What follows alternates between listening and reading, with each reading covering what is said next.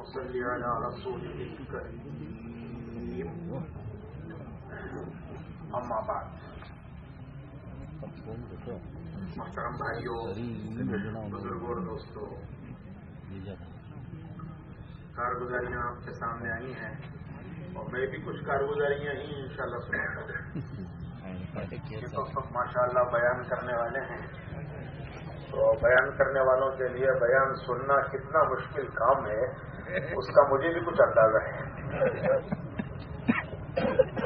تو اس لیے میں بیان نہیں کرتا، میں بھی کچھ کارگزاریاں سناتا ہوں۔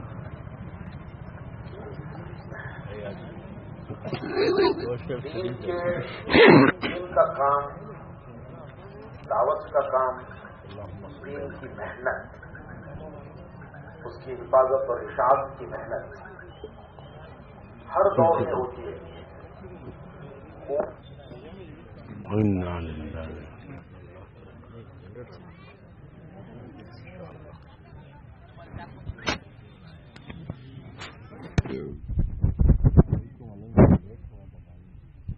جو دین کی محنت،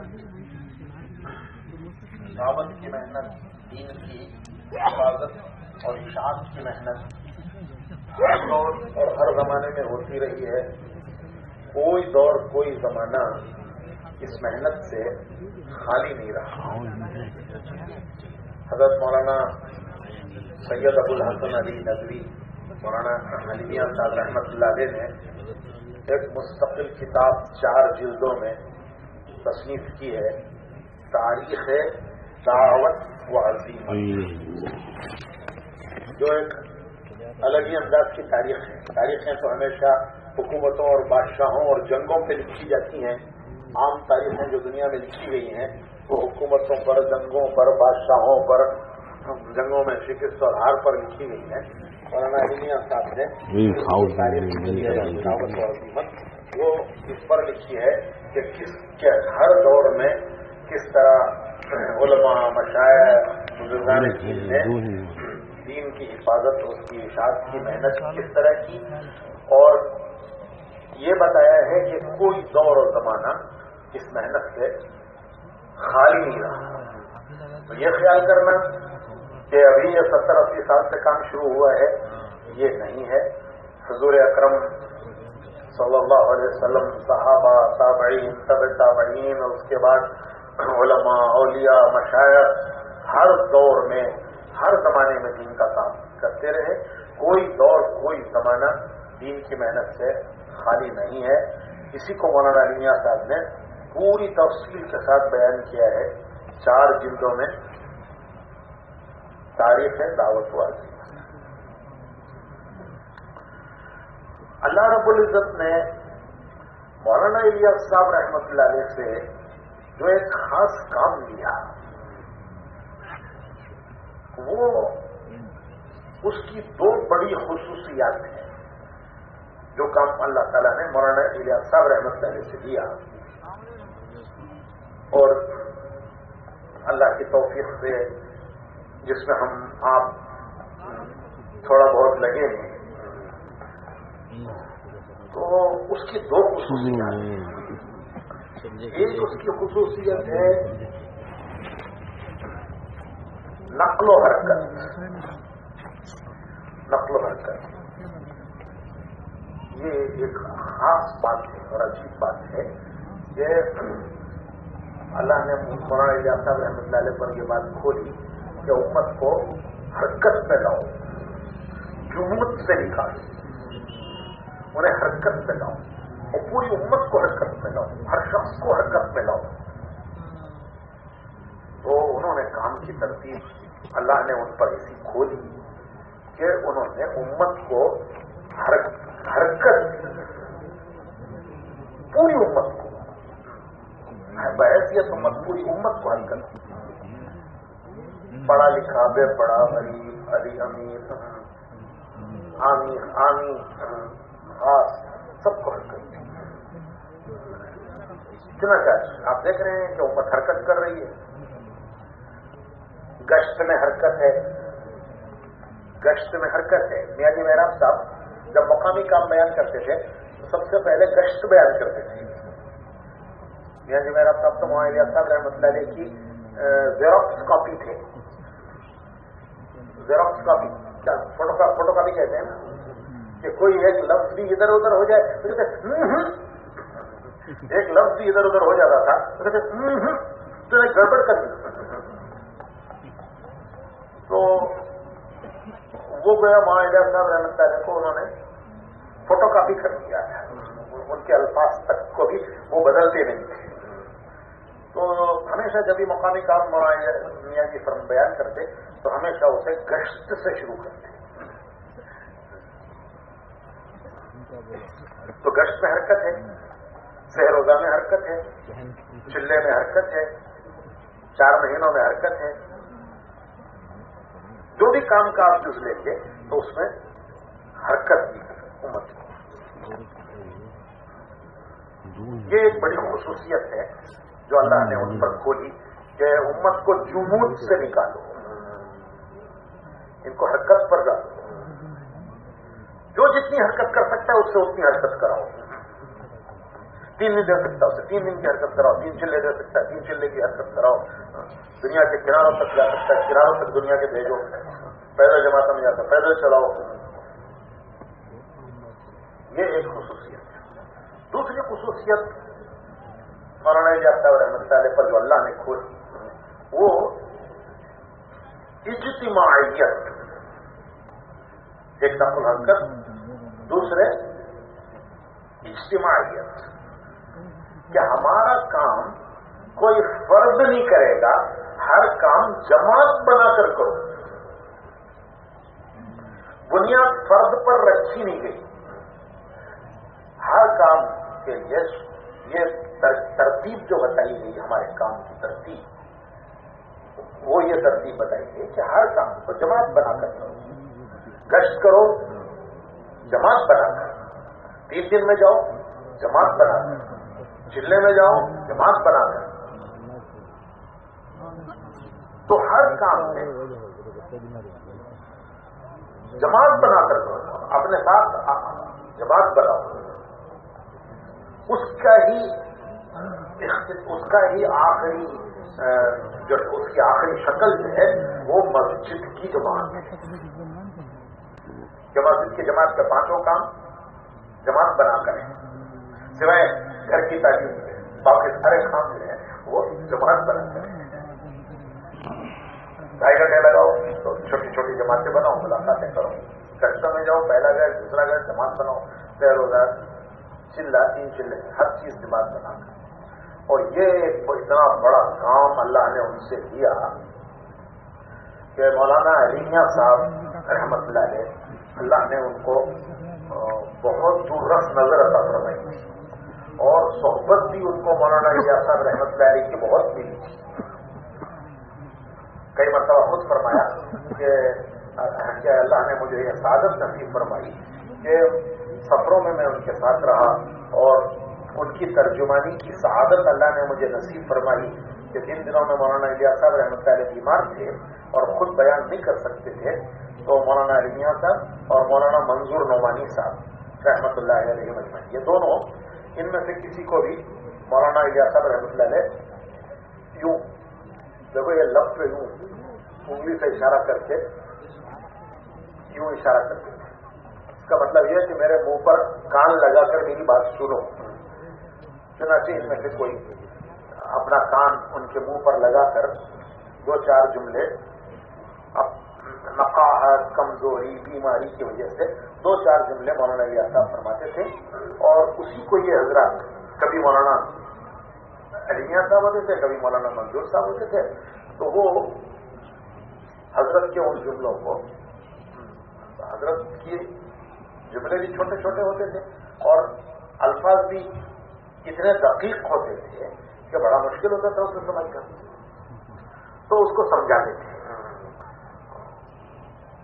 تو فرمانے لگے کہ اللہ نے مجھے ان کی سعادت, ان کی ترجمانی کی سعادت نصیب فرمائی, اس کو میں اپنے لیے آخرت کا ایک بہت بڑا سرمایہ سمجھتا ہوں. سرمایہ یہ میں نے اپنے کانوں سے سنا ہے. تو مولانا علی میاں صاحب کو اللہ نے بڑی دور رس نظر دی تھی تو ایک جگہ مولانا نے لکھا ہے کہ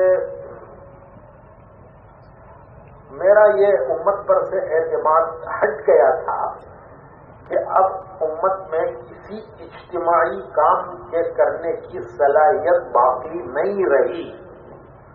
یہ میرا اعتماد ہٹ گیا تھا کہ اب امت میں کسی بھی اجتماعی کام کے کرنے کی صلاحیت امت میں باقی نہیں رہی. جب میں مولانا اجاز صاحب رحمۃ اللہ کے ساتھ چلا اور اس کام کو میں نے دیکھا تو میرا یہ اعتماد بحال ہو گیا. یہ اعتماد پھر واپس لوٹ آیا کہ نہیں، امت میں آج بھی اجتماعی کام کے کرنے کی صلاحیت باقی ہے. میرے اس اعتماد کو اس کام نے بحال کیا، ورنہ میرا یہ امت پر سے اعتماد اٹھ چکا تھا کہ اب تو ان کے اندر اجتماعی کام کے کرنے کی صلاحیت باقی ہی نہیں. یہ دو چیزیں ایسی عجیب غریب ہیں جو اللہ نے مولانا اجاز صاحب سے کروائی. ایک آپ نے امت کو نقل و حرکت پر اٹھایا، جمود سے نکالا، ہر شخص کو حرکت دی. دوسرے اللہ تبارک و تعالیٰ نے ان سے کام کیا کہ کام کو آپ نے فرد پر نہیں اٹھایا، اجتماعیت پر اٹھایا. میاں جی محراب صاحب سے ہم نے خود سنا ہے، میں نے خود سنا ہے، فرماتے تھے کہ اگر ہم کسی کو یہ دعوت دیتے کہ یہاں بگڑے والی مسجد میں مولانا الیاس صاحب رحمۃ اللہ علیہ ہیں اور بڑے بزرگ ہیں، ذرا آؤ ان سے مل لو، تھوڑا ان کی باتیں سن لو، اور اگر حضرت کو پتہ چل جاتا تو اتنے ناراض ہوتے تھے، اتنے ناراض ہوتے تھے، پھر ہم سے کہتے تھے کہ تم نے میری طرف دعوت کیوں دی؟ میں تو فانی ہوں، تو فانی کی طرف کیوں دعوت دی؟ یہ میں نے خود اپنے کانوں سے میاں جی محراب صاحب سے سنا ہے کہ اگر ہم نے کبھی دعوت دی تھی کسی کو، ہوتا ہے بعض مرتبہ کوئی آدمی اسی سے متاثر ہوتا ہے، بھائی ذرا حضرت کے پاس چلو، ملاقات کر لو، بڑے بزرگ ہیں، تو آ جاتا ہے وہ، تو اس لالچ میں کہ آ جائے بات سن لے. تو ہم کہہ دیا کرتے تھے کبھی کہ بھائی حضرت ہیں، آؤ ذرا ان کی بات سن لو، ملاقات کر لو. اور وہاں الیاس صاحب کو پتہ چلتا کہ ان کے یہ دعوت کی ہے تو اتنے ہم پر ناراض ہوتے تھے کہ ہمیں اپنا سر بچانا مشکل ہو جاتا تھا کہ ہمیں میری طرف کیوں بلایا، تم نے اللہ رسول کی طرف کیوں نہیں بلایا، کام کی طرف کیوں نہیں بلایا؟ تمہیں تو کام کی طرف بلانا چاہیے، تمہیں ایک ذات کی طرف ہی بلانا چاہیے.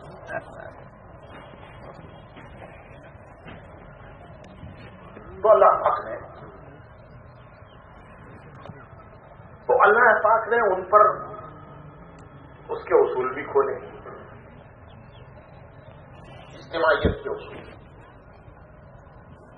اور نقل و حرکت کے اصول، اجتماعیت کے اصول بھی اور نقل و حرکت کے اصول بھی. اللہ نے ان کے قلوب پر اس کا وہ القاء فرمائے، کھولے ان کے قلب. جس حج میں مولانا پر انشرا ہوا اس کام کا تو اس میں بڑے بڑے بزرگ تھے، مشائخ تھے. حضرت شاہ عبد القادر صاحب رائے پوری رحمۃ اللہ علیہ، شاہ عبد الرحیم صاحب رائے پوری رحمۃ اللہ علیہ کے خلفاء میں تھے اور بڑے بزرگوں میں تھے. ان کے بارے میں حضرت مکی رحمۃ اللہ علیہ فرماتے تھے کہ وہ تو حال ہی حال ہیں، وہ تو حال ہی حال ہے، جو کچھ ان کا حال ہے بس وہ حال ہے. وہ فرماتے تھے کہ بعض لوگ، کسی ایک بزرگ نے فرمایا کہ بعض لوگ حال ہوتے ہیں، ان کے پاس حال نہیں ہوتا، ان کے پاس صرف حال ہی حال ہوتا ہے، اور بعض لوگ حال ہوتے ہیں، ان کے پاس حال نہیں ہوتا. اور کسی بزرگ نے کہا کہ حضرت مکی وہ ہیں کہ جو ان کا حال ہے وہ ان کا حال ہے، حال خال دونوں ایک. تو حضرت صاحب رائے پوری رحمۃ اللہ علیہ جب خلفاء میں تھے شاہ عبد القادر صاحب، اور انہوں نے ہی مولانا علی میاں صاحب اور مولانا منظور صاحب کو نظام الدین بھیجا تھا. حضرت شاہ عبد القادر صاحب رائے پوری رحمۃ اللہ علیہ کے پاس جب یہ دونوں بزرگ تھے کہ ہم آپ سے وابستہ ہو کر یہاں آپ کے ساتھ اس خدمت میں لگنا چاہتے ہیں، تو انہوں نے کہا تھا کہ اس فیصلے کو کرنے سے پہلے چند دن نظام الدین گزارو اور اس کے بعد مولوی صاحب فیصلہ کرو. تو انہوں نے ہی مولانا کو بھیجا تھا، تو وہ بھی ساتھ تھے حج میں. تو مولانا الیاس صاحب رحمۃ اللہ علیہ ملتظم پر بہت دیر تک دعائیں مانگتے رہے چمٹ کر، اور بہت دیر تک دعائیں مانگنے کے بعد جب واپس لوٹے تو حضرت شاہ عبد القادر صاحب رائے پوری رحمۃ اللہ علیہ نے پوچھا مولانا الیاس صاحب سے کہ کیا آپ نے ملتزم پر کیا مانگا؟ مولانا الیاس صاحب اور بہت خوش تھے، ملتزم پر تو اتنا رو رہے تھے، ملتزم پر تو گریا تاری تھا، گریا اور گریا ڈوبے ہوئے رو رہے تھے اور اب خوش آ رہے ہیں. تو پوچھا کہ کیا بات کیا مانگا آپ نے اور جس کی اتنی خوشی ہے؟ تو مولانا الیاس صاحب رحمۃ اللہ علیہ نے فرمایا کہ میں نے اللہ سے اس کام کی قبولیت مانگی اور اللہ نے اس کو قبول کر لیا. اس کی مجھے خوشی ہے کہ میں نے اللہ سے اس کام کی قبولیت مانگی اور اللہ نے اسے قبول کر دیا، اس کی خوشی ہے. دوسرے، میں نے اللہ سے یہ مانگا کہ اس میں کوئی ترمیم نہ چلے، اس میں کوئی ترمیم نہ چلے، کوئی ترمیم نہ کی ہے، اور اللہ نے اس کو بھی قبول کر دیا کہ ترمیم نہیں ہوتی، پیون نہیں لگائیں گے، جیسا ہے ویسے رکھیں گے. تیسرے میں نے یہ دعا مانگی اللہ سے کہ جو جان بوجھ کر اس کی مخالفت کرے اللہ اس کے ساتھ نمٹ لے، جو جان بوجھ کر اس کی مخالفت کرے اس کے ساتھ اللہ نمٹ لے. اس طرح تو یہ تینوں دعائیں قبول ہو گئی، اس کی مجھے خوشی ہے. تو انہوں نے اس کام کی قبولیت مانگی اور اللہ نے ان کو کام کا انتخابی فرمایا. اور کوئی چیز مولانا الیاس صاحب رحمۃ اللہ علیہ نے جو اپنے اوپر جو ذہن میں آئی، دل میں آئی، دماغ میں آئی، ہمارے عام طور پر کام کرنے والے کہتے ہیں شرع صدر ہو گیا، شرع صدر ہو گیا، لیکن یہ شرع صدر کس نے کیا کیا پتا. اور جو واقعی اللہ والے ہوتے ہیں وہ شرع صدر پر بھی ڈرتے ہیں. مفتی شفیع صاحب رحمۃ اللہ علیہ نے ایک جگہ لکھا ہے کہ میں کیا نام بیماری کے دنوں میں مولانا الیاس صاحب رحمۃ اللہ علیہ کے پاس حاضر ہوا تو اپنے اوپر ان کو استدراج کا خوف تھا. استدراج تو ماشاءاللہ تو سمجھتے ہیں.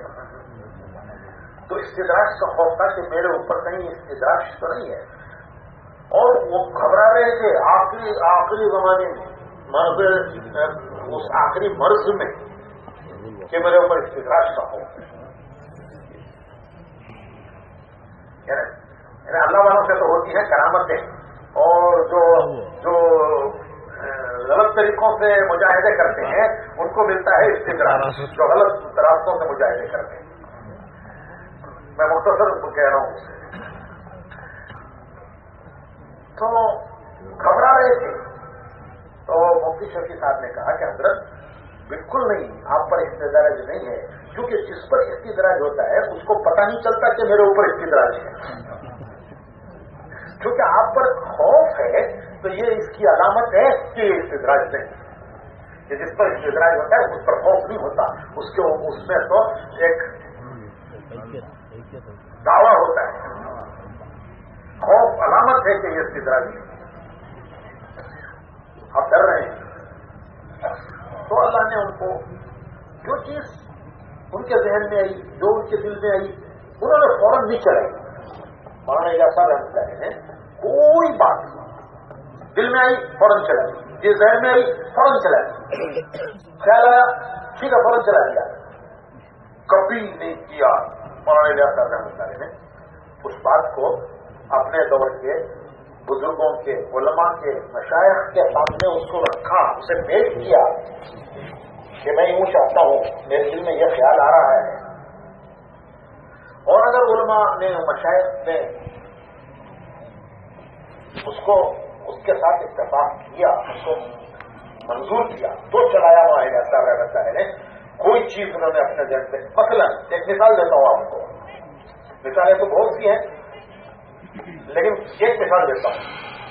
مولانا الیاس صاحب رحمۃ اللہ علیہ کے دل میں یہ خیال آیا کہ ہماری جماعتوں کے ہاتھ میں بھی جھنڈا ہونا چاہیے. یہ ان کے دل میں خیال ہے. مولانا صاحب رحمۃ اللہ علیہ مولانا الیاس صاحب رحمۃ اللہ علیہ کے دل میں کہ ہماری جماعتوں کے ہاتھ میں بھی جھنڈا ہونا چاہیے.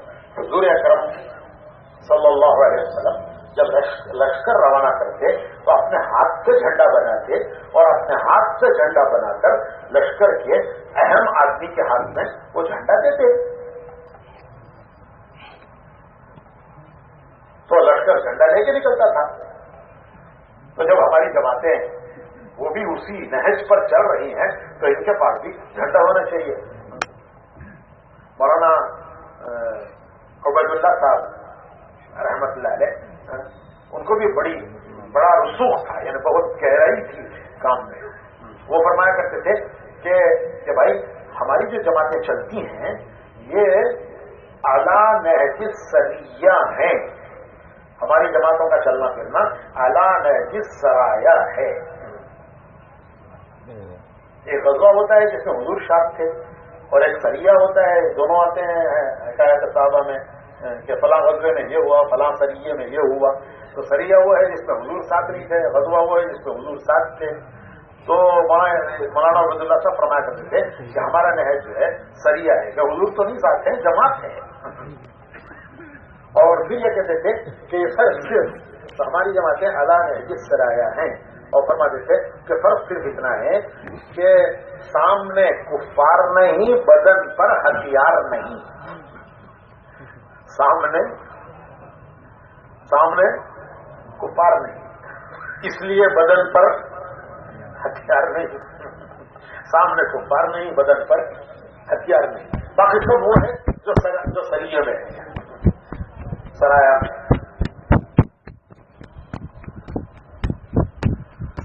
تو حضرت مولانا صاحب رحمۃ اللہ کو خیال آیا کہ جھنڈا دے کے بھیجو یہ بات. لیکن فرمانے لگے کہ نہیں بھائی ابھی ٹھہر جاؤ, شیخ آنے والے ہیں. کون شیخ؟ ارے بھائی کون شیخ؟ شیخ الحدیث رحمت اللہ علیہ. ٹھہر جاؤ, شیخ آنے والے ہیں, ان سے مشورہ کرنے کے بعد طے کریں گے.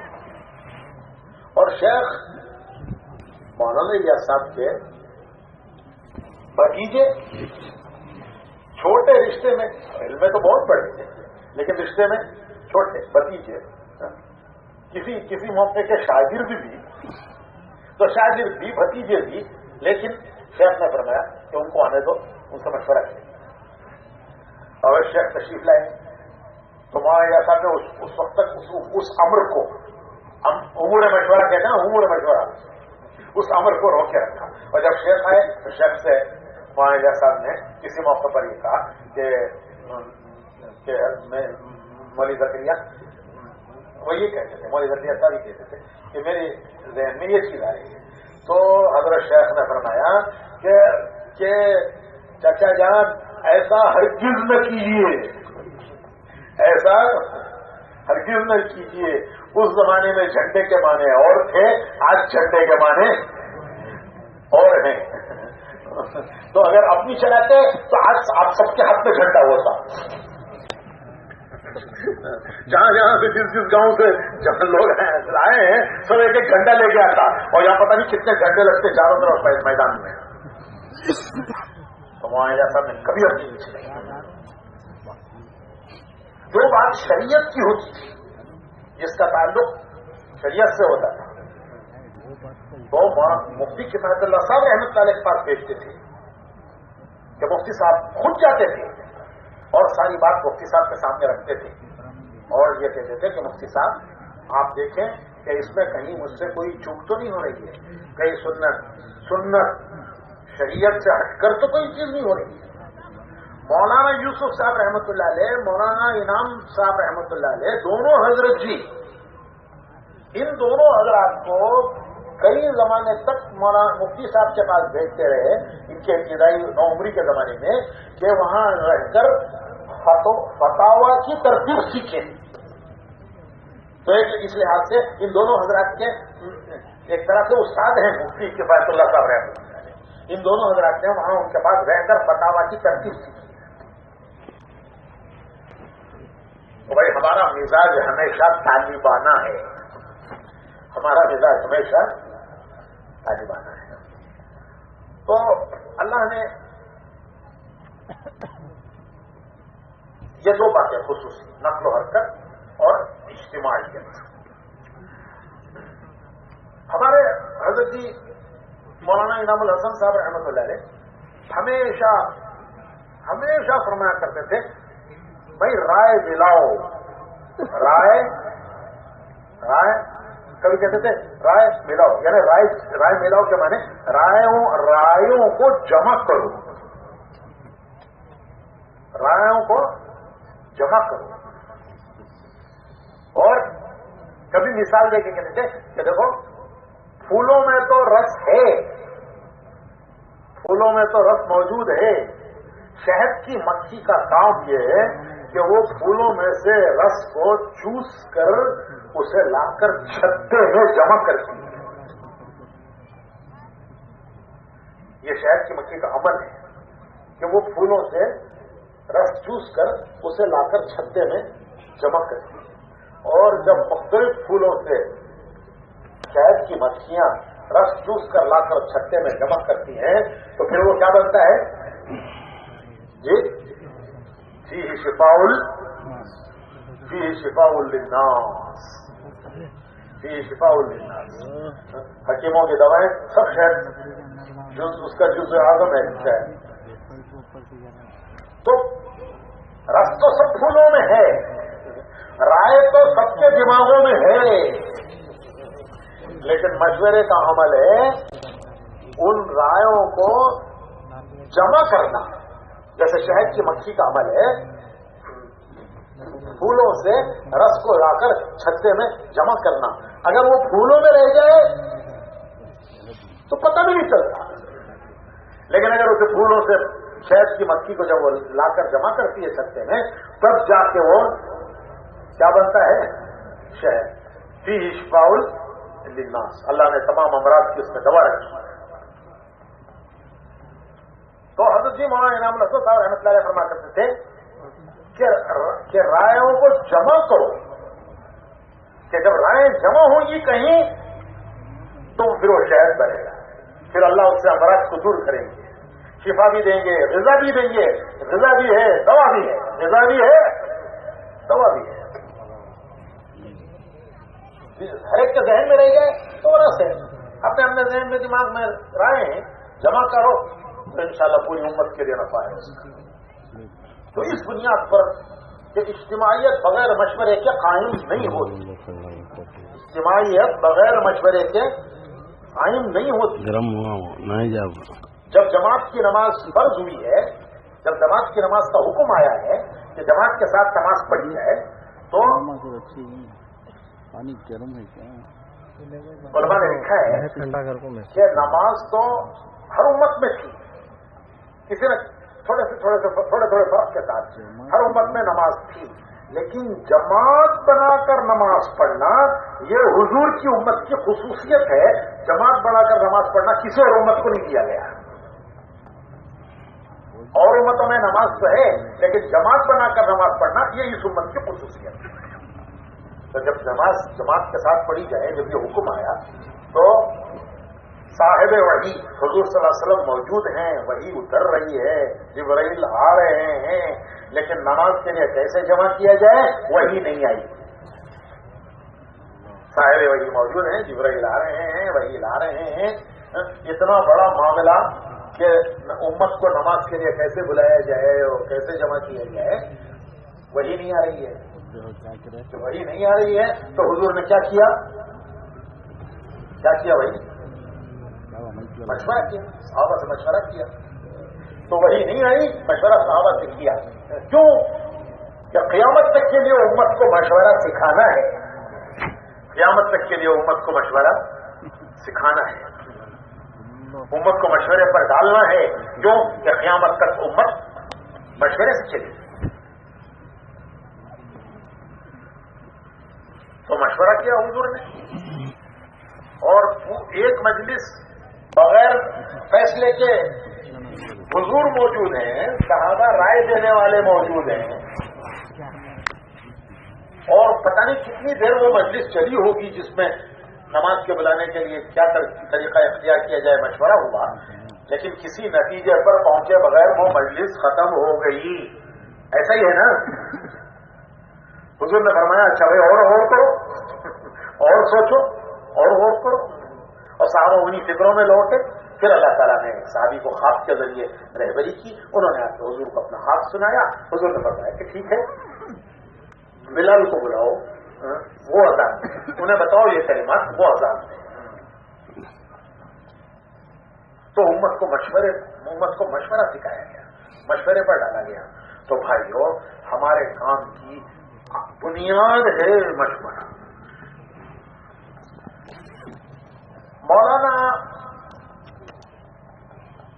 الیاس صاحب رحمۃ اللہ علیہ خط لکھا ہے قاری طیب صاحب رحمۃ اللہ علیہ کے نام پر، مولانا الیاس صاحب رحمۃ اللہ علیہ کا خط ہے قاری طیب صاحب رحمۃ اللہ علیہ کے نام پر، اور اس خط کو مولانا ابو الحسن علی ندوی رحمۃ اللہ علیہ نے مکاتیب مولانا الیاس رحمۃ اللہ علیہ کے میں لکھا ہے، جمع کیا ہے۔ اس خط کو مولانا الیاس صاحب نے جمع کیا ہے، لکھا ہے، مکاتیب میں لکھا ہے۔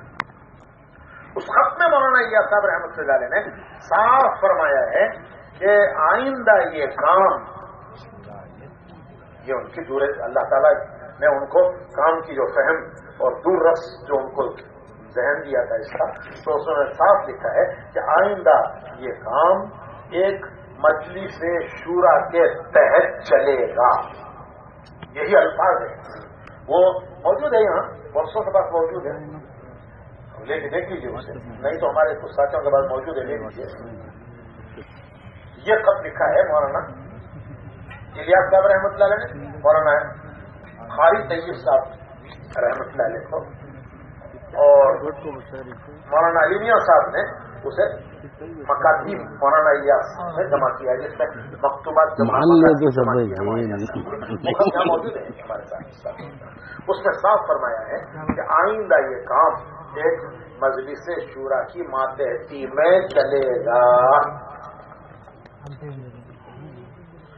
اور اس کا ایک متعینہ وقفے کے ساتھ اس مجلس شورا کا انعقاد ضروری ہے۔ انعقاد کے معنی ایک وقفے کے ساتھ ان کا جمع ہونا، جمع ہو کر امور پر مشورہ کرنا، ایک متعینہ وقفے کے ساتھ ان کا اس مجلس شورا کا انعقاد ضروری ہے۔ یہ لکھا ہے اس میں، پڑھ کے دیکھیے۔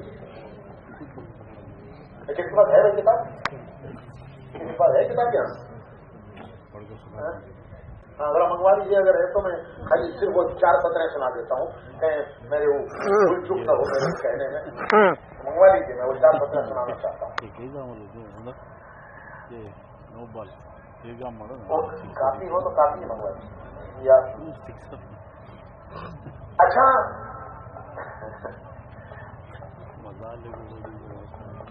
اب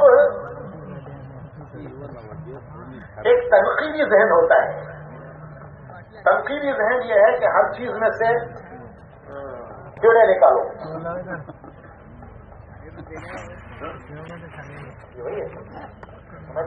پکڑ جائے گا نہیں، وہ خط کا معاہدہ صاحب کا خط کا آئیے، اس کا یہ متن اس کا حصہ ہے۔ میرے نزدیک جو کام چلنے کے لیے اس وقت ضرورت ہے وہ مشائخ طریقت، علماء شریعت، ماہرین سیاست کے چند ایسے حضرات کی جماعت کے مشاورت کے ماتحت ہونے کی ضرورت ہے۔ میرے نزدیک جو کام کرنے کے لیے ضرورت ہے وہ مشائخ طریقت، علماء شریعت، ماہرین سیاست۔ ماہرین سیاست سے آپ ہمارے زمانے کے سیاست دانوں کا قیاس مت کیجیے، ماہرین سیاست سے آپ ہمارے زمانے کے سیاستدانوں پر قیاس نہ کیجیے. اس زمانے کے جو ماہرین سیاست تھے وہ تھے مولانا محمود الحسن صاحب رحمت اللہ علیہ، جنہوں نے مالٹا کی جیل کاٹی اور جنہوں نے جمعیت العلماء کی بنیاد رکھی اور جن کے سب شاگرد ہیں. مولانا اشرف علی صاحب بھی شاگرد ہیں، مولانا حضرت مدنی بھی شاگرد ہیں، مفتی کفایت اللہ صاحب بھی شاگرد ہیں، اور مولانا انور شاہ کشمیری بھی ان کے شاگرد ہیں. یہ سارے جتنے بڑے بڑے علماء ہیں وہ سب حضرت مولانا محمود الحسن صاحب کے شاگرد ہیں، اور وہی اسیر مالٹا ہیں جنہوں نے انگریزوں کو ہندوستان سے نکالنے کی سب سے پہلی مرتبہ تحریک اٹھائی. یہ ہے ماہرین، اور ان کے خادم خاص ہیں حضرت مدنی رحمت اللہ علیہ، اور ان کے ترجمے کے شارع ہیں مولانا شبیر احمد عثمانی رحمت اللہ. یہ ماہرین سیاست ہیں، مولانا حفظ الرحمان سہارنی، مولانا حبیب الرحمان لطفیانوی، یہ سب جو اس زمانے کے امت کے جو سربراہ تھے وہ ہیں. وہ ان کو سامنے رکھ کے کہا ہے مولانا الیاس صاحب نے. کہیں آپ یہ سمجھیں گے کہ آج کے سیاستدانوں کو سامنے رکھ کے کہتے ہیں.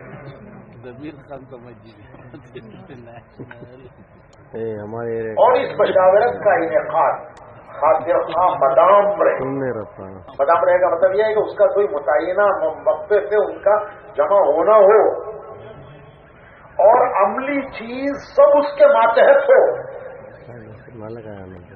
یہ سب کے الفاظ ہیں، جی وہ غریب الفاظ ہیں، الہامی ہے.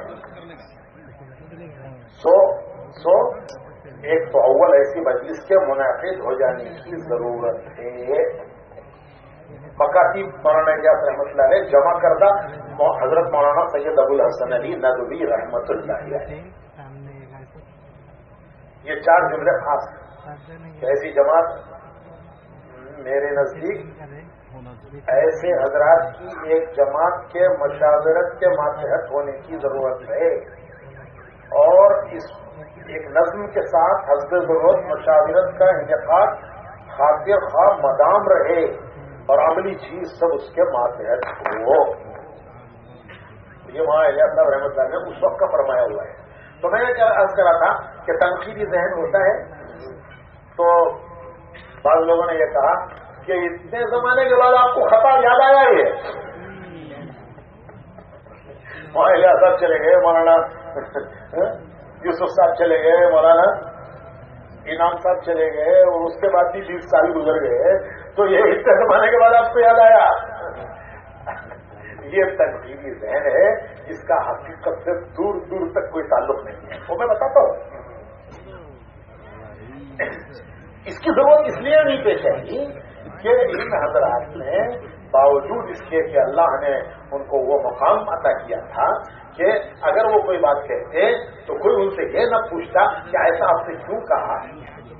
اگر وہ کہتے کیوں کرو تو کوئی یہ نہ کہتا کہ کیوں ایسا کریں. اللہ نے ان کو مقام دیا تھا کہ ذہن و دماغ سوال کے بغیر ان کی بات کو قبول کر لیتے تھے ساری دنیا والے، لیکن انہوں نے خود اپنے کو پابند کر دیا تھا. انہوں نے اپنے آپ کو خود پابند کر دیا تھا. جس کی مثال میں نے مولانا الیاس صاحب رحمۃ اللہ علیہ کی ایک مثال دی. ہمیں ایک مثالیں دوسروں کی بھی دیتا ہوں. مثالیں تو سینکڑوں ہیں اور مجھے یاد ہے الحمدللہ. کم سے کم 10 مثالیں میں ہر حضرت جی کی دے سکتا ہوں کہ انہوں نے کیسے اپنے آپ کو پابند کیا تھا. لیکن نہ آپ کے پاس اتنا وقت ہے. 10 دن کا جوڑ رکھیے تاکہ ہم بھی جو کچھ ہے اندر سے کہیں. 1 گھنٹہ دے کے یہ کہتے ہیں کہ 12 بج رہے ہیں. تو مولانا الیاس صاحب کی تو میں نے مثال دی کہ حضرت مفتی کفایت اللہ صاحب سے پوچھوایا کرتے تھے کہ مولانا مفتی صاحب کے پاس پیش کرو میری ساری بات کو، اور فرمایا کرتے تھے کہ حضرت مفتی صاحب اگر کوئی چیز آپ سنت شریعت کے خلاف میری کام میں دیکھیں تو آپ عند اللہ آپ ذمہ دار ہیں، آپ اس سے مجھے متنبع کریں. اور حضرت شیخ الحدیث تھے. حالانکہ شیخ الحدیث عمر کے چھوٹے تھے، چچا بھتیجے تھے، شاگرد بھی تھے. مولانا یوسف صاحب رحمۃ اللہ علیہ اتنا انہوں نے اپنے آپ کو پابند کیا تھا مشورے کا کہ ہمیشہ فرماتے تھے بھائی مشورے والوں کو بلاؤ، مشورے والوں کو بلاؤ، مشورے والوں کو بلاؤ. اور کوئی کام مولانا انعام الحسن صاحب سے مشورہ کیے بغیر مولانا یوسف صاحب نے طے نہیں کیا. میں ذاتی طور پر اس کا گواہی دے سکتا ہوں. کوئی چیز انہوں نے مولانا انعام صاحب مشورے والے مولانا عبید اللہ صاحب تھے، منشی بشیر صاحب تھے، یہ سب ذرا تھے، مولانا محمد عمر صاحب پالن پوری یہ سب تھے. لیکن مولانا انعام صاحب ہم ہمیشہ دیکھتے تھے کہ فجر کا بیان کر کے مولانا یوسف صاحب ناشتے کے لیے تشریف لاتے اور وہ مشورے کے کمرے میں بیرون کے مہمانوں کا ناشتہ ہوتا اور کبھی کبھی ہم لوگوں کو بلوا دیا جاتا. تو ہمیشہ میں وہاں دیکھتا کہ مولانا یوسف صاحب بیان سے فارغ ہو کر آ کر بیٹھے اور آ کر بیٹھتے ہی سب سے پہلا جملہ یہ ہوتا تھا کہ بھائی مولوی انعام کو بلاؤ، بھائی مولوی انعام کو بلاؤ. ایک آدمی گیا بلانے کے لیے مولانا انعام صاحب کو، ابھی وہ جا کر واپس نہیں آیا کہ پھر یہ کہا ارے بھائی مولوی انعام کو بلاؤ، تو پھر دوسرا گیا. وہ دوسرا جا کے واپس نہیں آیا، پھر کہتے بھائی مولوی انعام کو بلاؤ، تو دوسرے کے پیچھے تیسرا گیا. اور ماشاءاللہ انعام صاحب تو بالکل شہزادے کی طرح تھے، چہرہ بھی، لباس بھی اور روب بھی، آنکھ بھر کے آدمی ان کے چہرے کو دیکھ نہیں سکتا تھا. تو وہ اپنی اسی آن بان کے ساتھ آتے اور ہم لوگ حیران ہو کے دیکھتے تھے یہ کون بزرگ ہے. ایک نہ کوئی بیان کرتے ہیں، نہ کہیں تقریر کرتے ہیں، نہ کہیں شام کی کتاب پڑھتے ہیں، نہ کہیں دعا مانگتے ہیں.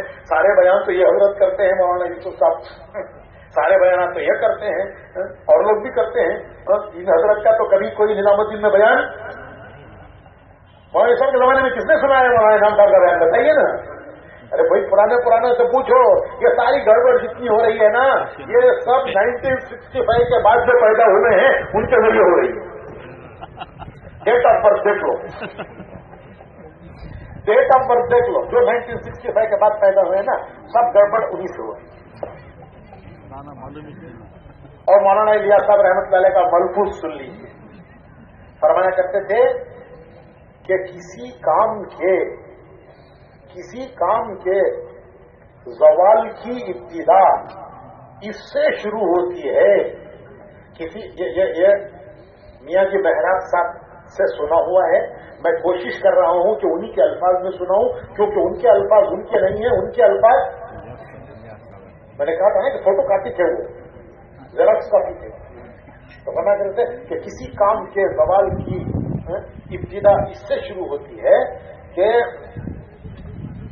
پرانوں پر سے نئیوں کے اعتماد کو ہٹا دیا جائے. کسی کام کے زوال کی ابتدا اس سے شروع ہوتی ہے کہ نئیوں کو پرانوں کے اعتماد سے ہٹا دیا جائے، اس سے اعتماد ہٹا دیا جائے پرانوں کا، نئیوں سے پرانوں کا اعتماد ہٹا دیا جائے. پھر وہ دبے پاؤں اپنے راستے سے سرک جاتے ہیں.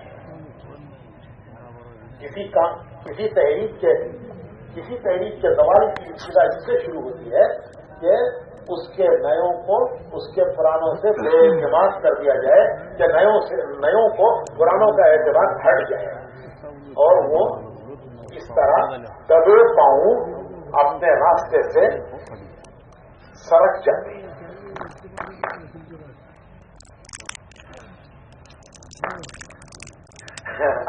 اللہ معاف فرمائے، ہمیں بھی سمجھ نصیب فرمائے. 2 مہینے لگا کے آ کے ایک لڑکا کہتا ہے کہ ہمارے پرانے نظام الدین کی ترتیب نہیں چلاتے، ان کو ہٹاؤ تاکہ ہم نظام الدین کی ترتیب چلائیں. 2 مہینے 2 مرتبہ لگا لیے. ہمارے یہاں کہتے ہیں 1 مرتبہ کرو تو حاجی اور 2 مرتبہ کرو تو الحاج. 2 مرتبہ حج کر لو تو الحاج، 3 مرتبہ کرو تو مد کے ساتھ الحاج.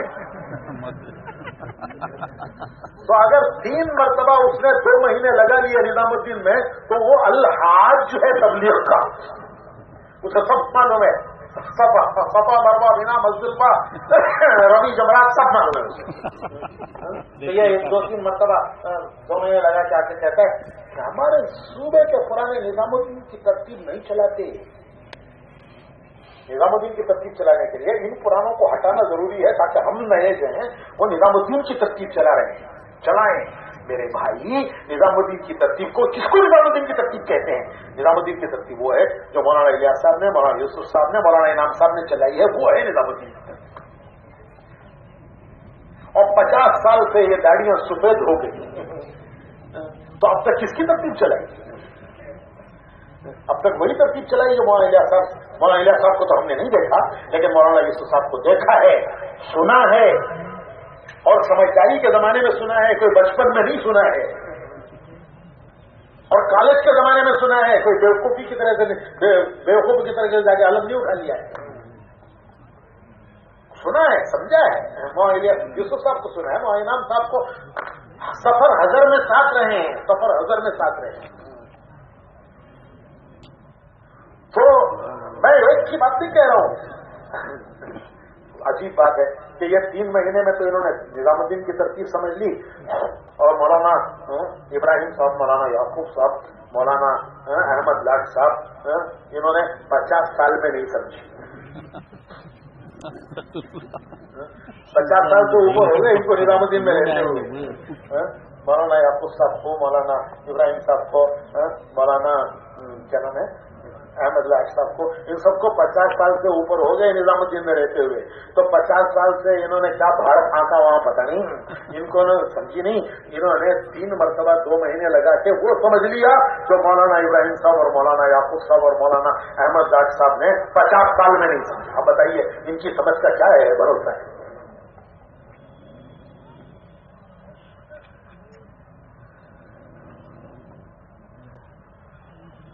तो ये अपनी समझ पर एतमाद। देखो ये मौलाना इलियास साहब तो जो समझ में आया उसको इस्तिदराज कह रहे हैं, और ये 2 मरतबा बाद 2 महीने लगा के कहता है मैंने समझा है। ये जितने पुराने हैं ना, जिनकी दाढ़ियां तबलीग में सुफीद हुई हैं, इन्होंने किसी ने नहीं समझा। निजामुद्दीन की तरतीब ये नहीं चलाती। तो भाई निजामुद्दीन की तरतीब वो है जो इन 3 बुजुर्गों के जमाने में।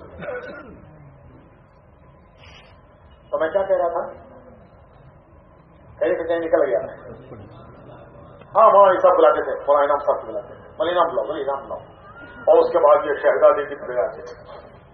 हम सोचते थे कि मौलाना साहब के जमाने में कभी किसी ने उनका बयान, मौलाना इनाम साहब का बयान निजामुद्दीन में किसी ने सुना है? हमारे जो पुराने बड़े बड़े बुजुर्ग हैं उनको पूछो, कुछ नहीं बोलते हैं। और मौलाना यूसुफ साहब इनके बगैर कोई मशवरा नहीं करते। तो इस तरह उन लोगों ने, तो मैं इस पर कह रहा था कि बाद लोगों ने कहा कि भाई ये तहरीर याद नहीं आई, इतने बरसों के बाद याद आई है, तो ये कहां छुप गई? छुपी नहीं थी, वो अमल में थी। वो छुपी नहीं थी, वो अमल में थी। जो चीज अमल में है उसको उसकी जरूरत क्या है बताने की कि भाई ये करो? वो तो कर ही रहा है बेचारा।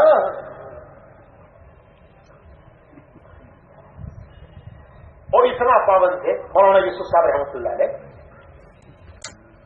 जब कोई अहम मसला पेश आता था, कोई उसूली चीज आती थी, तो मौलाना ऐसा कराते थे कि भाई हमारे कुछ मशवरे वाले हिजाज में हैं, हमारे कुछ मशवरे वाले हिजाज में हैं, कुछ मशवरे वाले हमारे रायगढ़ में हैं, कुछ मशवरे वाले हमारे टोंगी में हैं। हम सब जब जमा होंगे तो इस मसले पर हम गौर करके तय करेंगे। जो रोजमर्रा के उमूर होते थे वो इन हजरात के मशवरे से होते थे जो वहां मौजूद हैं, और जो ऐसे अहम मसाइल पेश आते थे कि जो उसूली और बुनियादी होते थे, तो मौलाना यूसुफ साहब का जवाब ये होता था कि हमारे कुछ मशवरे वाले हिजाज मुक़द्दस में हैं, कुछ हमारे मशवरे वाले रायगढ़ में हैं, और कुछ हमारे मशवरे वाले टोंगी में हैं। हम सब जब जमा होंगे तो इस मसले पर उस वक्त गौर करके तय करेंगे। हिजाज मुक़द्दस में कौन थे? मौलाना सईद अहमद खान साहब रहमतुल्लाह अलैह, मौलाना उबैदुल्लाह साहब रहमतुल्लाह अलैह। ये उस जमाने में हिजाज मुक़द्दस थे। और रायगढ़ में हाजी अब्दुल वहाब साहब, हाजी बाबू बशीर साहब और कुरैशी साहब रहमतुल्लाह अलैह, जो मौलाना इलियास साहब रहमतुल्लाह अलैह के जमाने के थे। कुरैशी साहब रहमतुल्लाह अलैह की ही कारों में ہمیشہ مولانا الیاس صاحب کا سفر جب بھی اجتماعات میں ہوتا تھا تو قریشی صاحب کی کار میں ہوتا تھا اور وہی چلاتے تھے کار. اس زمانے میں کار ہوتی کس کے پاس تھی؟ کار ہوتی کس کے پاس تھی اس زمانے میں؟ تو یہ تھے وہاں. اور ادھر بھائی حاجی عبد المقیت صاحب، مولانا عبدالعزیز صاحب کھلنوی، یہ حضرات تھے. تو فرمایا کرتے تھے مولانا یوسف صاحب ہم سب جمع ہوں گے، حج میں جمع ہوں گے یا جب جمع ہوں گے تب اس مسئلے پر غور کریں گے. ایک مرتبہ مولانا رحمۃ اللہ پر بڑا تقاضا ہوا کسی چیز کے نظام الدین میں چلانے کا کہ یہ چیز چلنی چاہیے، یہ کام ہونا چاہیے. تو انہوں نے مشورہ کیا. مشورے میں مولانا انعام صاحب دیکھیے مولانا یوسف صاحب رحمۃ اللہ علیہ فرماتے تھے کہ میں مولوی انعامی کہتے تھے، یہ ان کو مولوی یوسف صاحب کہتے تھے، وہ ان کو مولوی انعام صاحب کہتے تھے. دونوں ساتھ کے پڑے ہوئے تھے، دونوں کلاس میٹ تھے اور دونوں ساڑو بھی تھے. ساڑو بھائی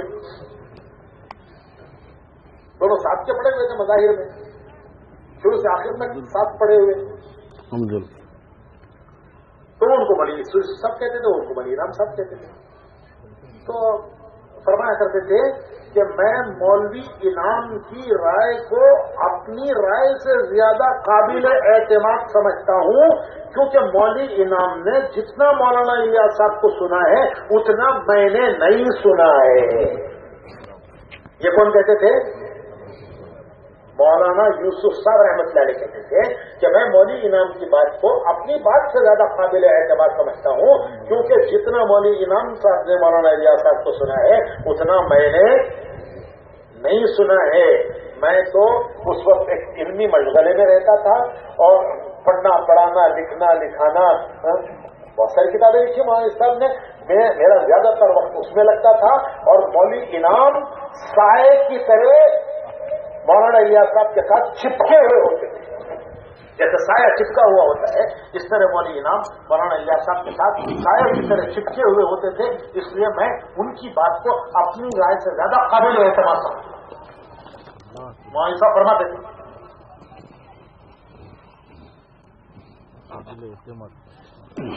تو ایک چیز چلانا چاہتے تھے مولانا یوسف صاحب، مشورے میں رکھا. مولانا انعام صاحب کی رائے یہ تھی کہ مولوی صاحب آپ کا مجمع ابھی اس بات کو ہضم نہیں کر سکتا. ابھی آپ کی یہ جو بات ہے یہ آپ کی بات کو آپ کا مجمع ابھی نہیں ہضم کر سکتا. ابھی ان کے ذہن اس کو لینے کے لیے تیار نہیں ہے. لیکن مولانا یوسف صاحب پر تقاضا تھا. انہوں نے 1 دن رکھا، 2 دن رکھا. تیسرے دن مولانا انعام صاحب نے مولانا یوسف صاحب سے فرمایا کہ دیکھیے آپ پر تقاضا ہے، یہ ہونا چاہیے اور میری رائے نہیں ہے. میری رائے آپ چاہتے ہیں کہ ہو جائے، میری رائے آپ چاہتے ہیں کہ ہو جائے. تو ایسا کرتے ہیں کہ یہ رائے آپ نہ رکھیے، یہ رائے میں رکھوں گا. سب کو جمع کر کے یہ رائے آپ نہ رکھیے، یہ رائے میں رکھوں گا. حالانکہ خود ان کی رائے نہیں ہے.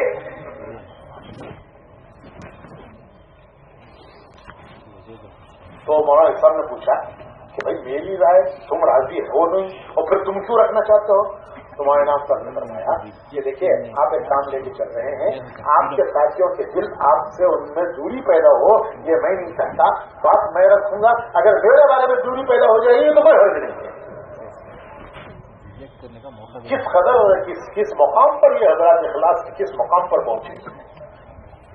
آپ کو ان سے کام لینا ہے، آپ کو ان سے کام لینا ہے. اگر ان کے دلوں میں آپ کے بارے میں تکبر پیدا ہوا، دوری پیدا ہوگی تو یہ نقصان دہ ہے کام کے لیے. اس لیے رائے تو آپ کی ہے، میری نہیں ہے، ابھی بھی نہیں ہے میری رائے. لیکن میں یہ دوری نہیں چاہتا آپ کی اور آپ کے یہ کام کرنے والوں کے درمیان. میں اس رائے کو رکھوں گا، پھر آپ اس کا دیکھ لیجیے کیا ذہن ہوتا ہے.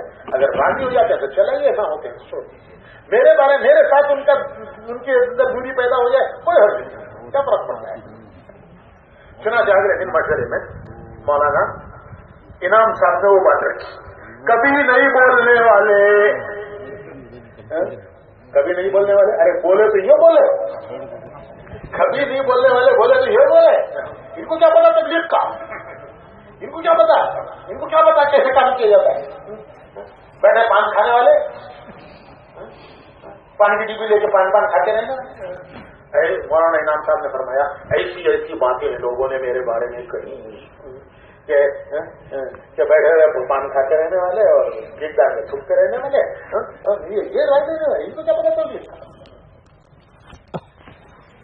تو پھر ہم کہنے لگے دیکھیے میں نے آپ سے کہا نہیں تھا کہ آپ کا عملہ اس کے لیے تیار نہیں ہے،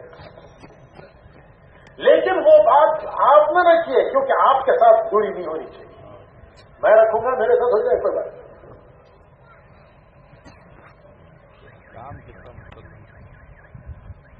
آخری رات اگلے دن صبح مولانا یوسف صاحب رحمۃ اللہ کا انتقال ہو گیا،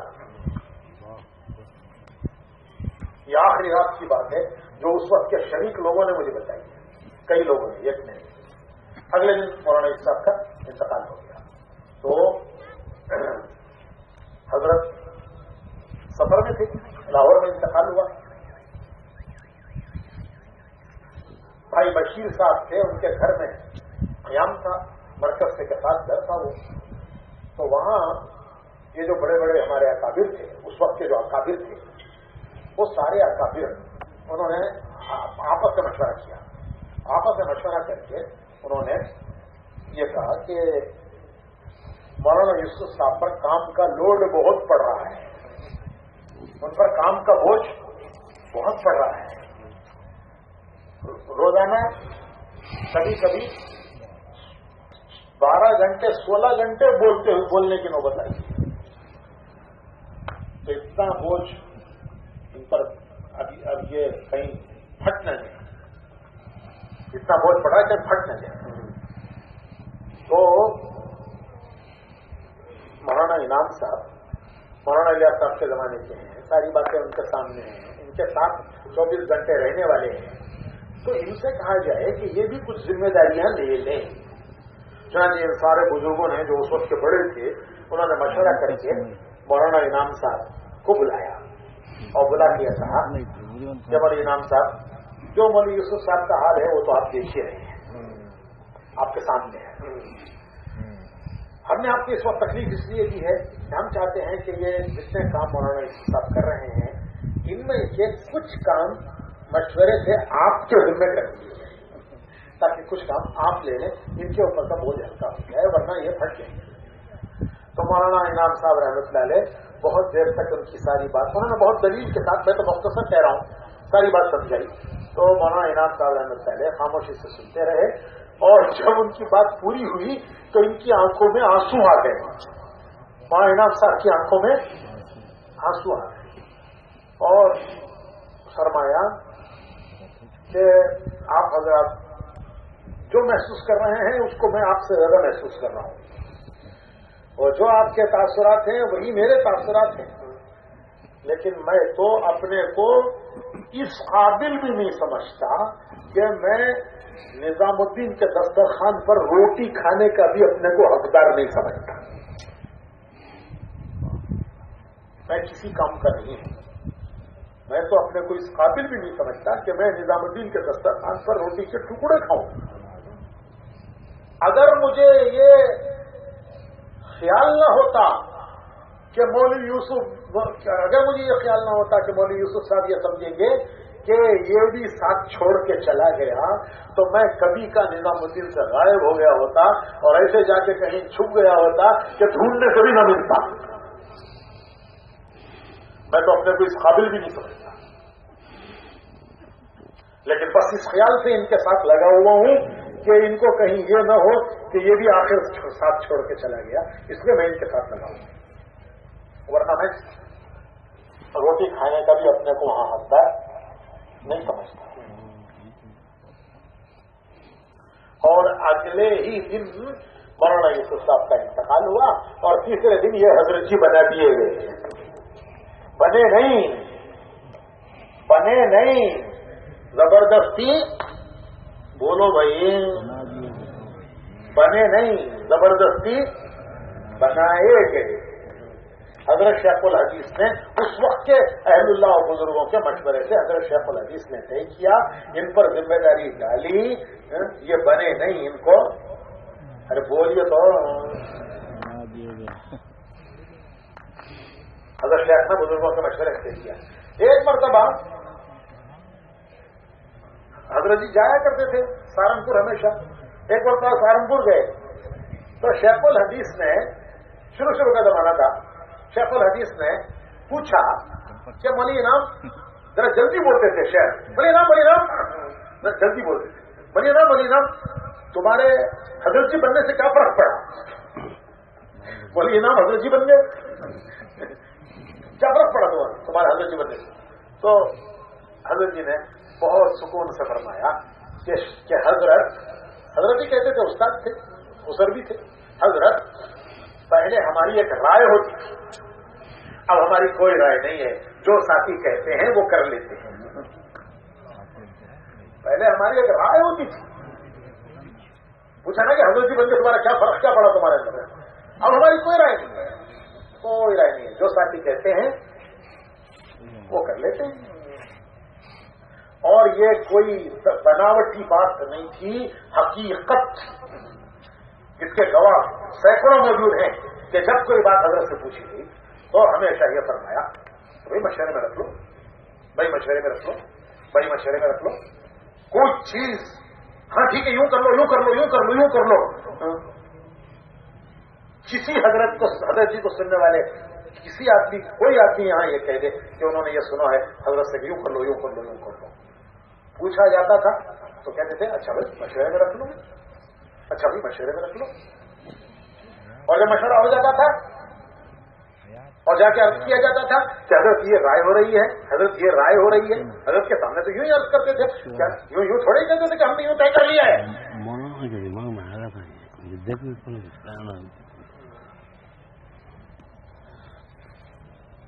بھائی کتنا ادب سیکھا تھا، کتنا ادب سیکھا تھا، یہی تو تربیت ہوئی تھی اس راستے میں، دبانے کی نہیں دبنے کی تربیت ہوئی، دبانے کی تربیت نہیں، دبنے کی تربیت ہوئی، منوانے کی نہیں ماننے کی تربیت ہوئی۔ تو میں کیا کہہ رہا تھا، ہاں حضرت کے سامنے عرض کرتے تھے کہ حضرت ساتھیوں نے یوں سوچا ہے، ساتھیوں کی یوں رائے ہے، اچھا بھائی تم سب کی رائے یہی ہے تو اللہ اس میں خیر فرمائے۔ یہ جواب ہوتا تھا حضرت کا، پیٹنٹ جواب، سینکڑوں موجود ہیں یہاں اس کی گواہی دینے والے، کہ کبھی پوچھا جاتا تھا کہ حضرت یہ بات تھوڑا سا مشورے میں رکھو، اب مشورے میں رکھا، مذاکرہ ہوا، اور اس کے بعد حضرت کے سامنے پیش کرتے تھے کہ حضرت ساتھیوں کی یہ رائے ہے، یہ سوچا ہے، تو ہمیشہ جواب یہ ہوتا تھا اچھا بھائی تم سب کی رائے ہے تو اللہ اس میں خیر فرمائے، اللہ اس میں برکت فرمائے، اللہ اسے قبول فرمائے۔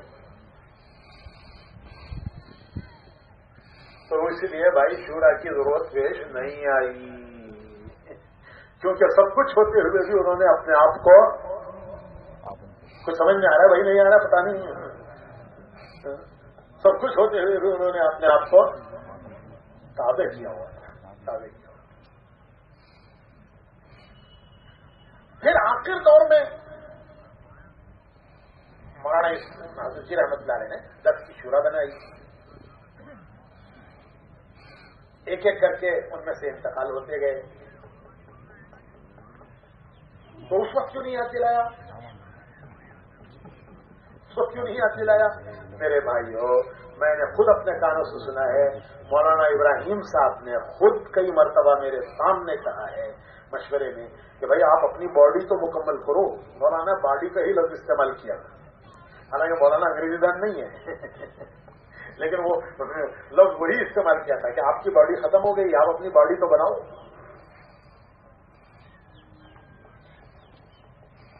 باڈی بناؤ کا مطلب سمجھا،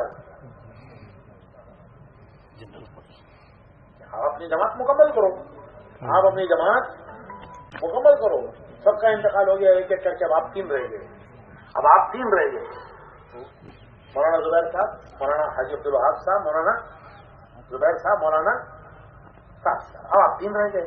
اپنی جماعت تو مکمل کرو. تمہاری 10 کی جماعت تھی, 7 کا انتقال ہو گیا. اپنی جماعت تو مکمل کرو. یہ مولانا ابراہیم صاحب نے خود ہمارے سامنے کئی مرتبہ کہا ہے, مشورے میں کہا ہے.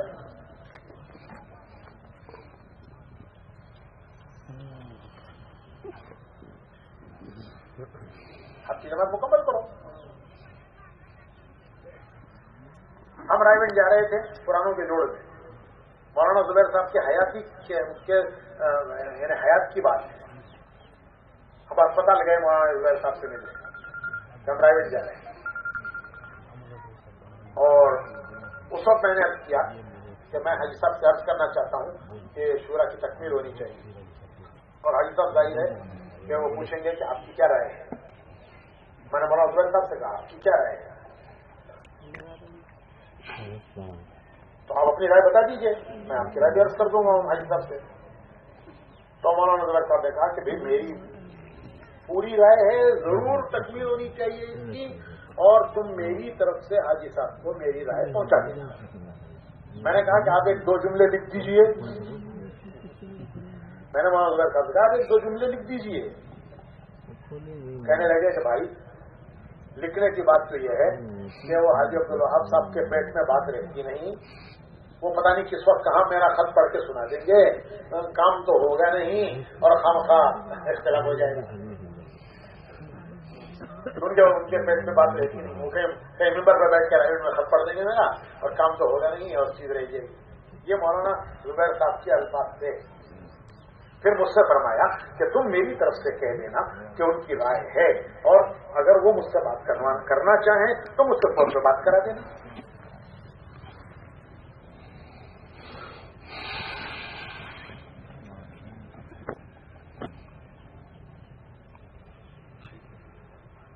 اور آخری مرتبہ یہ جو شورا بنی ہے 10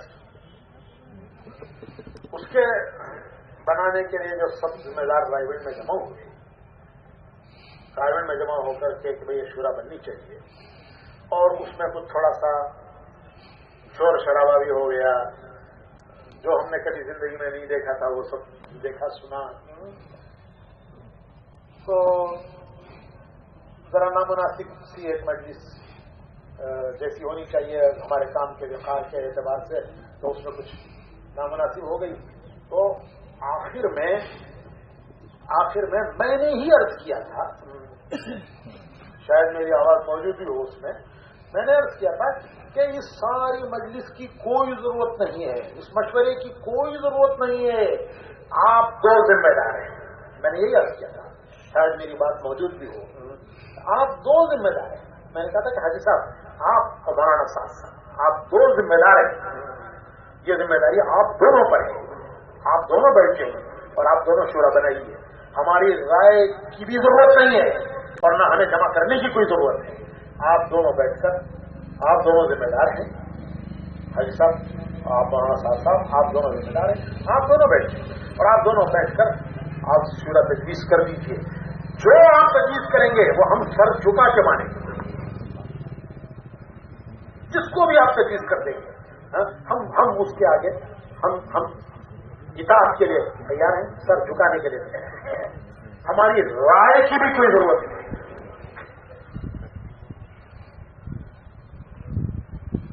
یہ میرے آخری الفاظ سے اسی پر وہ مجلس ختم ہوئی.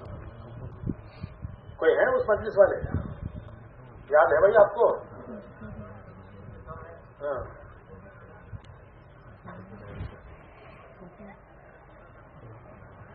خیر اس کے بعد بات ختم ہو گئی.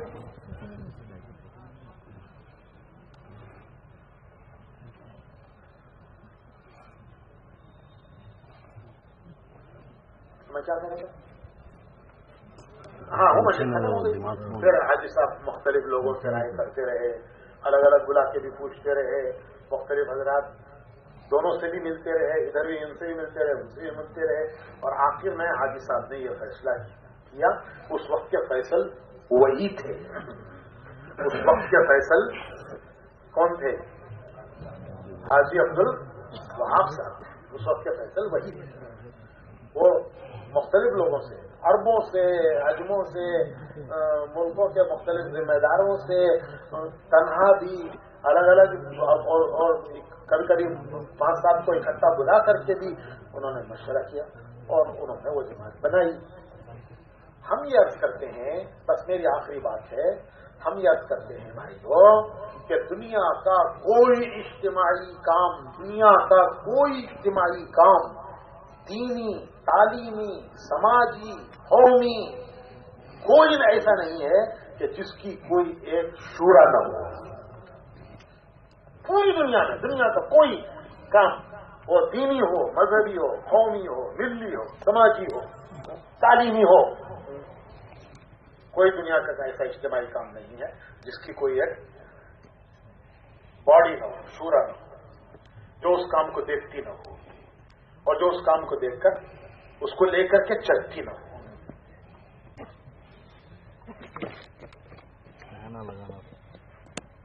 ایک چھوٹا مدرسہ ہوتا ہے، اس کا محتمم کوئی ہو لیکن اس کی ایک شورا ہوتی ہے، جو اصولی اور بنیادی چیزیں ہوتی ہیں وہ شورا طے کرتی ہے، محتمم اس کی تنقید کرتا ہے، اس کو چڑھاتا ہے، لیکن اس کی کوئی بھی بنیادی اور کوئی تعلیمی ادارہ، کوئی دنیا کا کوئی تعلیمی ادارہ، کوئی ایک چھوٹی سے چھوٹی کوئی ایک سماجی مجلس ہوتی ہے، اس کی ایک جماعت ہوتی ہے، وہ کسی فرد کے حوالے نہیں کیا جاتا۔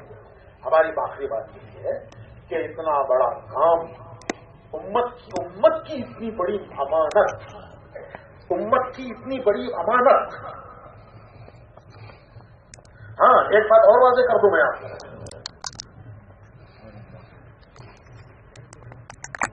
ایک ضابطے کی شورا ہے اور ایک حقیقی شورا ہے۔ ضابطے کی شورا، حقیقی شورا۔ ضابطے کی شورا اب میں کیسے بتاؤں آپ کو، 700 سال میں جتنی اسلامی حکومتیں چلی ہیں، ہر خلافت میں شورا رہی ہے۔ خلافت راشدہ، اس کے بعد خلافت بنو امیہ، اس کے بعد خلافت بنو عباس، اور اس کے بعد عثمانی خلافت ترکوں کی۔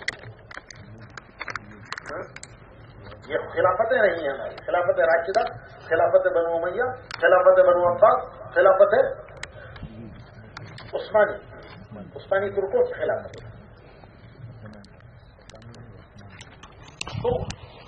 تو ان چاروں خلافتوں میں ہر خلافت میں شورا رہی ہے، کوئی زمانہ شورا سے خالی نہیں رہا ہے۔ فرق اتنا ہے کہ خلافت راشدہ میں خلیفہ شورا کے تابع تھا، اور اس کے بعد جب ملوکیت آئی، بادشاہوں کا دور آیا، تو شورا خلیفے کے تابع ہو گئی۔ یہ بہت باریک فرق ہے۔ خلافت راشدہ میں خلیفہ کیا کس کے؟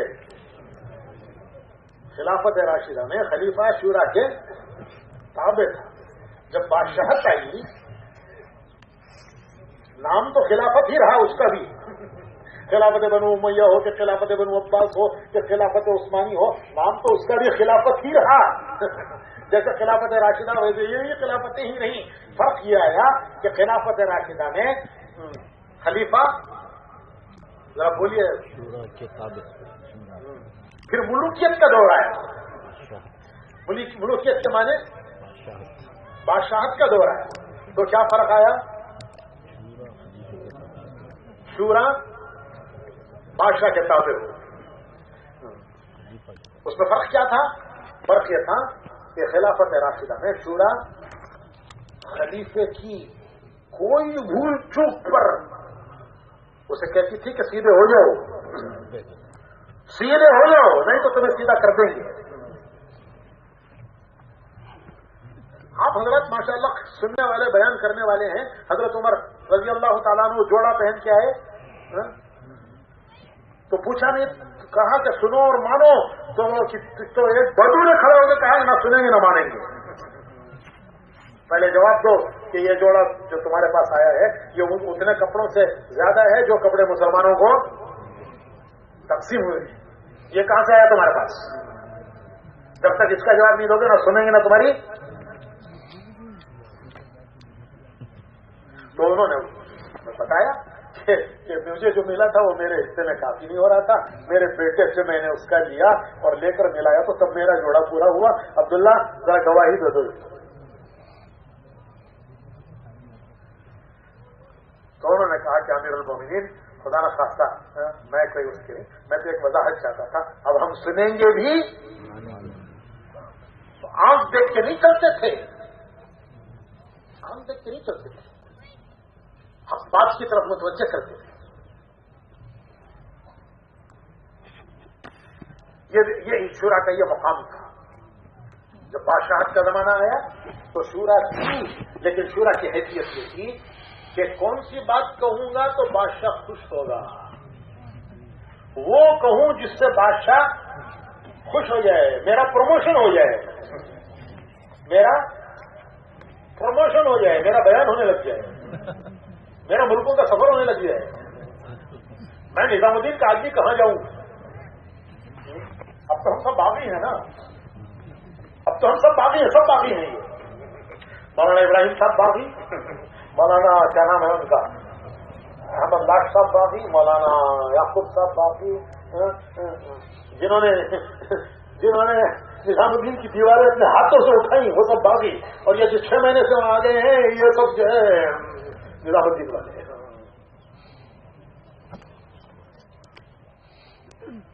تو شورا کی خلافت راشدہ میں خلیفہ بولو بھائی صاحب، اور جب بادشاہت آئی تو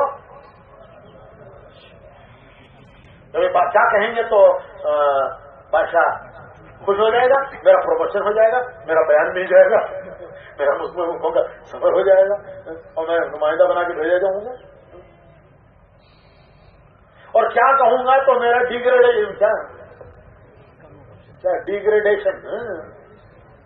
کیا کہوں گا تو میرا ڈیگریڈیشن، میرا تنزل ہو جائے گا، ڈیموشن کیا وہ میں نے تو علماء بتائیں گے کہ میں نے تو یہ جہاں تک سنا ہے کہ بعض خلفاء کے یہاں لوگ حدیثیں گھڑ کے پیش کرتے ہیں بادشاہ کو راضی کرنے کے لیے، خوش کرنے کے لیے، جو وہ چاہتے تھے اس کے مطابق، تاکہ میں دربار میں پروموشن ہو جائے۔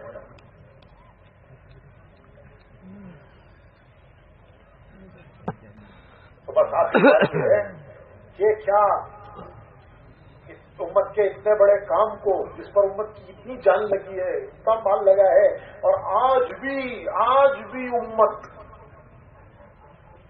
ایک بڑا امت کا طبقہ وہ ہے جو ان جھگڑوں سے اسے کوئی سروکار نہیں ہے، وہ اپنی قربانیاں دے رہا ہے، پیدل چل رہا ہے، یہ تو سب یہ جتنے ذرا پروموٹڈ ہے نا، یہ سب اس میں الجھے ہوئے ہیں، جتنے پروموٹڈ ہیں، جتنے پروموشن چاہتے ہیں وہ سب وہ الجھے ہوئے ہیں، ورنہ عام امت آج بھی پس رہی ہے، پیدل چل رہی ہے، مشقتیں اٹھا رہی ہے، قربانیاں دے رہی ہے، اپنی حاجتوں ضرورتوں تک کو کاٹ کر قربان کر کے، خواہشوں کی بات تو بہت دور کی ہے، حاجتوں ضرورتوں تک کو قربان کر کے وہ اللہ کے دین کے لیے اپنی جان مال لگا کے قربانیاں دے رہی ہے سارے عالم کی سمت کے اتنے بڑے کام کو کیا ایک فرد کے حوالے کر دیا جائے؟ کر دیا جائے تو کرو بھائی، ہمارا کیا جاتا ہے، کوئی ہمارے باپ کی کوئی جاگیر اٹھنے والی تھوڑی ہے، یہ جو جتنے بڑے ہیں ہمارے جتنے بزرگ ہیں ان کی کوئی جائیداد لوٹنے والی تھوڑی ہے کہ اتنے بڑے امت کے کام کو، یہ تو حضرت مولانا انعام الحسن صاحب رحمۃ اللہ نے اس کو محسوس کر لیا تھا کہ اب اس وقت ایک جماعت کی ضرورت ہے جو جماعت اس کام کو لے کے چلے، ان کی نگرانی میں کام کرے، اور اس کو مولانا صاحب رحمۃ اللہ نے سراہتاً اپنے ملفوظ میں فرما دیا۔ تو اب سوال یہی ہے، بس آخری یہی بات ہے کہ کیا اتنے بڑے کام کو ایک آدمی کے حوالے کر دیا جائے کہ وہ جس طرح چاہے اسے لے کے چلے، وہ اطاعت کرو، ٹھیک ہے بھائی، ارے آپ بھی تو کسی کی اطاعت کرو، اطاعت کرو، ارے کون کہتا ہے نہیں کریں گے، ارے 50 سال اطاعت کی ہے، اطاعت ہی کی ہے. کیا اطاعت سے انحراف کرنے کے لیے آئے ہوئے ہیں؟ اطاعت کی ہے. انہوں نے مشورے کی اطاعت کی ہے, ہم نے ان کی اطاعت کی. تینوں حضرت ہم کہتے ہیں اچھا آپ مشورے کی اطاعت کرو, امت آپ کی اطاعت کریں. آپ تو کہیں ایسا میرے جی میں آئے گا میں کروں گا اور تم تو میری اطاعت کرو, ہم اس کے لیے تیار ہیں.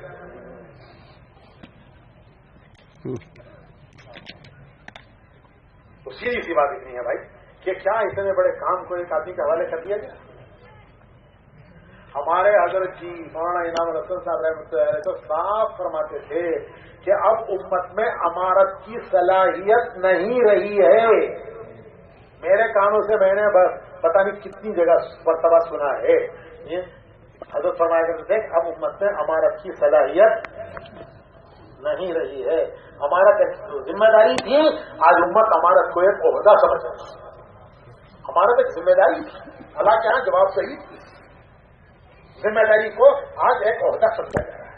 تو حضرت نے جہاں بھی شورا کے 4 آدمی تھے, 2 معذور ہو گئے, دو انتقال کر گئے, ایک معذور ہو گیا, مسئلہ آیا, حضرت نے فرمایا بھائی ایک مشورے کی جماعت بنا لو. سارے ہندوستان میں نہیں, ساری دنیا کے ملکوں میں. اب دنیا میں کہیں امیر نہیں ہے, کسی ملک میں امیر نہیں.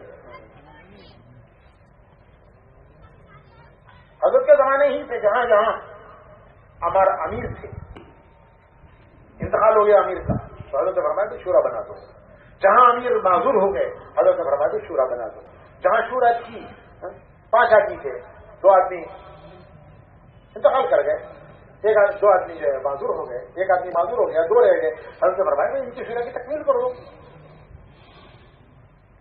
یہ حضرت کے زمانے سے چلا. اب دنیا میں کہیں امیر نہیں, کسی ملک میں دنیا میں امیر نہیں ہے, ہر جگہ شورا ہے. ذمہ داری ایک پر نہیں ہے, ذمہ داری ایک جماعت پر ہے. جماعت پھر سب اس جماعت کے ساتھ جڑے ہوئے ہیں. تو سیدھی سی بات بھائی ہماری ہے, ہم یہ کہتے ہیں ارے بھائی آپ کو جو شورا بنی ہے, میں معذرت کے ساتھ, اور یہ سب بڑے ہمارے بیٹھے ہیں, مجھے نہیں کہنا چاہیے یہ بات, مجھے یہ نہیں کہنا چاہیے, لیکن میں معذرت کے ساتھ یہ کہتا ہوں کہ بھائی جو شورا بنی ہے 10 کتنے ہیں وہ 13 کی, میں مولانا صاحب سے عرض کرتا ہوں کہ آپ کو ان میں سے کوئی نام پسند نہیں ہے, آپ کہیے کہ ان 2 کو اس میں سے ہٹا دو, میں شورا ماننے کے لیے تیار ہوں. ہم پاؤں پکڑ لیں گے حاجی عبدالحق صاحب کے کہ آپ راضی ہو جائیے. امت کو اس قضیے سے نکالیے.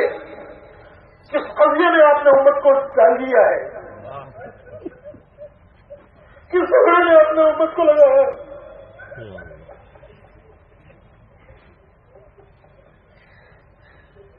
ہمارے بزرگوں کی روحیں تڑپتی ہیں, ہمارے بزرگوں کی روحیں تڑپتی ہوں.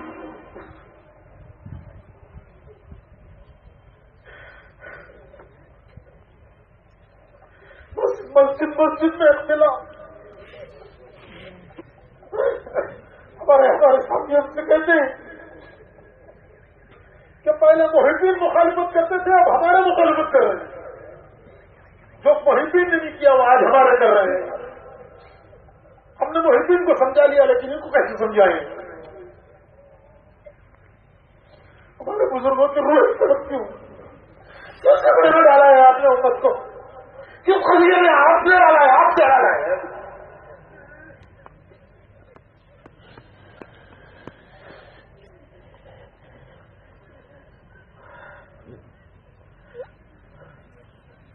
میں قسم کھا کے کہتا ہوں, آپ کہیے ہمیں یہ آدمی پسند نہیں ہے, اس میں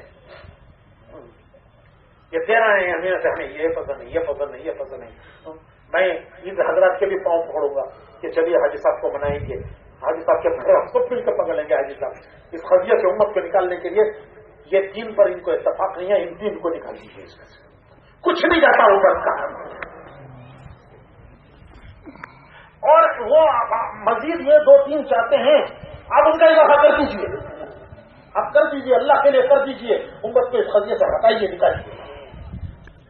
جو مولانا صاحب کو پسند نہیں ہے ان کو نکال دیجیے اس میں سے. اور جن کو وہ مزید ڈالنا چاہتے ہیں ان کو ڈال دیجیے، کوئی کچھ نہیں جائے گا، کچھ نہیں بگڑے گا انشاءاللہ۔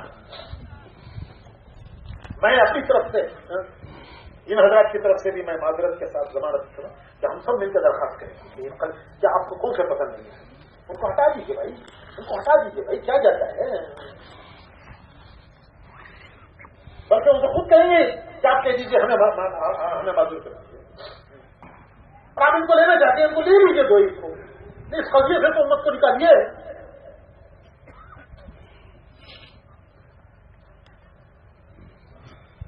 ورنہ یہ سجادہ نشینی بنے گی، ہندوستان کی درگاہوں میں ایک درگاہ کا اور اضافہ ہو جائے گا۔ اللہ محفوظ فرمائے، اللہ محفوظ فرمائے۔ وہ اندر کی روح نکل رہی ہے، اندر کی روح نکل رہی ہے۔ وہ اللہ کے سامنے جواب دہی کا خیال، وہ اللہ کے سامنے امت کی اتنی بڑی ذمہ داری کو لے کر چلنا، اللہ کے سامنے جواب دہی کا خیال، وہ آخرت، وہ دنیا سے بے رغبتی جو نظام الدین جا کے پیدا ہوتی تھی، آج نظام الدین جا کے پتہ نہیں کیا پیدا ہو رہا ہے۔ اگر یہ یہی رک رہا تو یہ سجادہ نشینی بنے گی کہ میرے بعد یہ، ان کے بعد یہ، ان کے بعد یہ، گتی نشینی بنے گی، وراثت بنے گی، اور ہندوستان کی درگاہوں میں ایک درگاہ کا اور اضافہ ہو جائے گا۔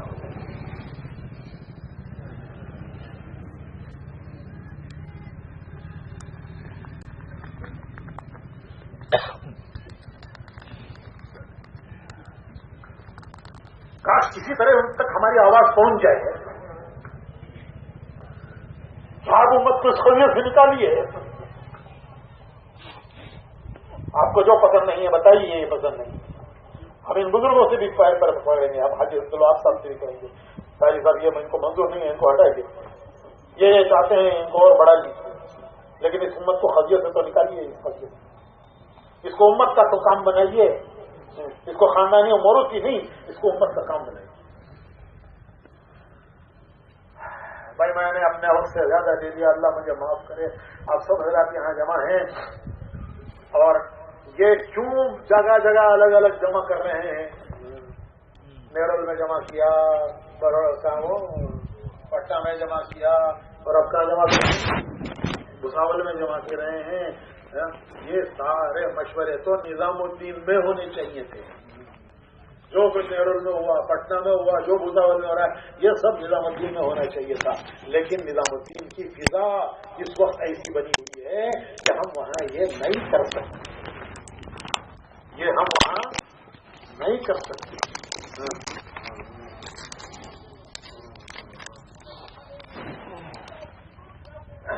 تو یہ مجبوراً باہر جمع ہونا پڑ رہا ہے، ہمارا مجبوراً باہر جمع ہونا ہو رہا ہے۔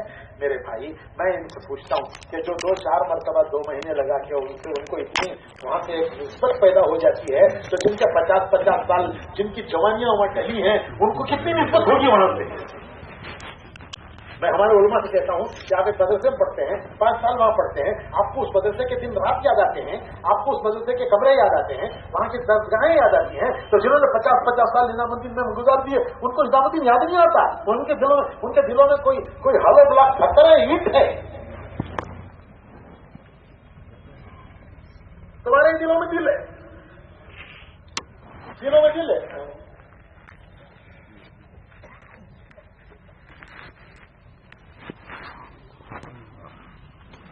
ہم یہی کہتے ہیں بھائی آپ اس کو ایک امت کا اجتماعی کام بنائیے۔ کسی فرق سے آپ کو اختلاف ہے، آپ کہہ دیجیے میں اس کو نہیں پسند کر رہا، یہ نہیں ہونا چاہیے اس بارے میں، آپ کہیے، ہم آپ کی بات کو سر آنکھوں پر رکھتے ہیں، ہم درخواست کرتے ہیں ہمارے بزرگوں سے کہ بھائی ان کی بات مان لیجیے، آپ کہیے مجھے یہ آدمی اس میں اور ہونا چاہیے، ہم آپ کی بات سر آنکھوں پر رکھتے ہیں، ہم درخواست کرتے ہیں ہمارے بزرگوں سے بھائی ان کو ملا لیجیے، لیکن یہ خرچہ تو ختم کیجیے۔ بس آخری بات میں نے یہی کہی کہ یہ سب نظام الدین میں ہونا چاہیے تھا، لیکن ہم وہاں یہ کر نہیں سکتے۔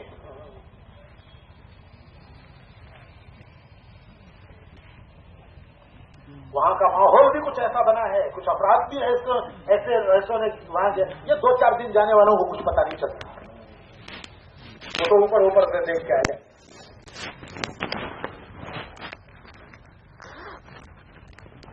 باطل نے بھی پنجے گاڑے ہیں، باطل نے پنجے گاڑے ہیں، باطل نے پنجے گاڑے ہیں. حکومت کی اجتماعیت کو بکھیرنے کے لیے باطل کی ساری اسکیمیں چل رہی ہیں. اس کا علاج دعا ہی ہے، دعا ہی اس کا علاج ہے.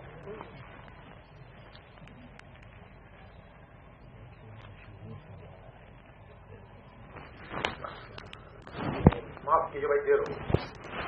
آپ کیا کہنا ہے؟ 2.5 ہاں 2.5 ایک ہی دن فارغ کیا ہے. اپنی ضرورتوں کو سلوٹوں میں نمٹتے، مختصر وقت میں کھانا ہے، ضروریات سے فارغ ہو جائے. ظہر کی اذان انشاءاللہ 2 بجے ہوگی، نماز 2:30 بجے ہوگی. اور علماء کرام کے اس مسئلے کو توجہ سے سن لیں. دفتر تحقیقات جو ہے وہاں سے روڈ میں روانگی. 2 منٹ بیٹھ جائیے. ایک بات اور کہتے ہیں، علماء کرام کو وہیں کھانے کی دعوت ہے، ان کو وہیں کھانا کھانا ہے. اور وہاں اور بعد نشستوں کی وہاں 1:30 اور 2 کی اذان اور نماز ہے. تو علماء وہیں تشریف لے لیں، وہیں کھانا کھائیں. یہاں دفتر تحقیقات کے پاس سے سواریوں کی بھی کوشش کی گئی ہے، آٹو رکشا بھی ملتے ہیں، اور پیدل گئے تو 10 منٹ کا راستہ ہے. اسی طرح علماء پہنچے مسجد الفاران جو ہائی وے پر لگی ہوئی ہے، بس ہائی وے کے سامنے کراس کرتے ہی مسجد الفاران کے مینارے دکھتے ہیں. اس مسجد میں علماء کرام کا جوڑ ہے. تو براہ راست وہ وہاں تشریف لے جائیں اور باقی حضرات اپنی ضروریات کی نہیں پا رہے ہوں. ہاں اعلان تو ہے یعنی علماء وہاں جا کے کھانا کھائیں گے، پھر نماز پڑھیں گے، پھر کھانا بھی نہیں ہوگا. ذرا تشریف رکھنے کی اعلانات ہے. ذرا یہ مختلف صوبے والوں نے اپنے یہاں اجتماع کی اور جو تبادلے کا استعمال ہوا ہے. آپ کر لیں اور ابھی تھوڑی دیر کے بعد اپنے بات سے بیٹھ کر باتوں پر یہاں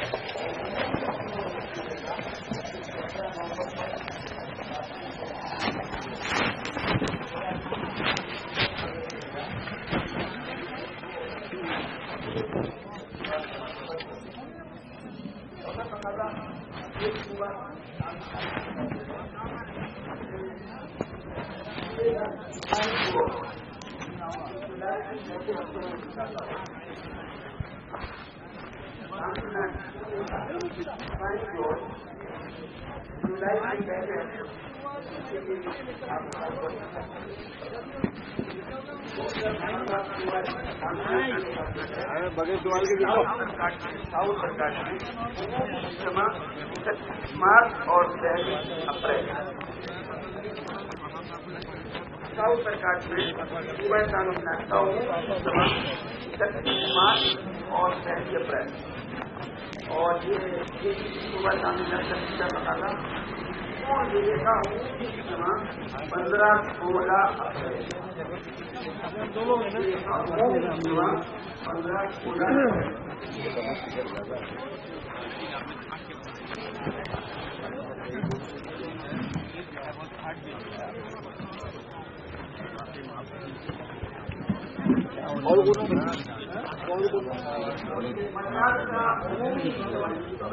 نہیں صحیح نہیں ہوا یہ ابھی کہیں گے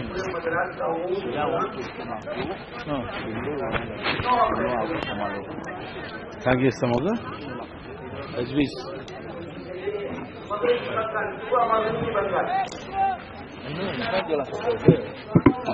نہیں نہیں ہے کوئی معلوم نہیں تو چلے گئے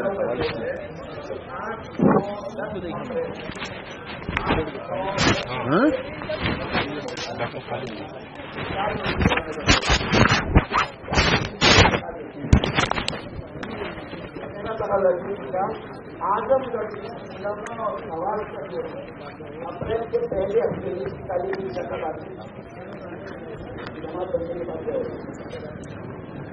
آزم گڑھ علماء اور سوال کرتے ہیں اپریل کے پہلے ہفتے میں چلے گئے اور سب مجھے یہ ملٹری ڈریس میں پکڑ لیتے کرنا آرمی کے میں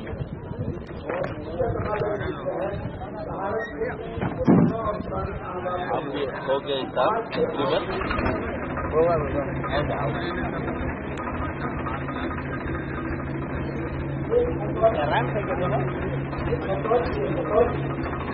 لکھنؤ کے پاس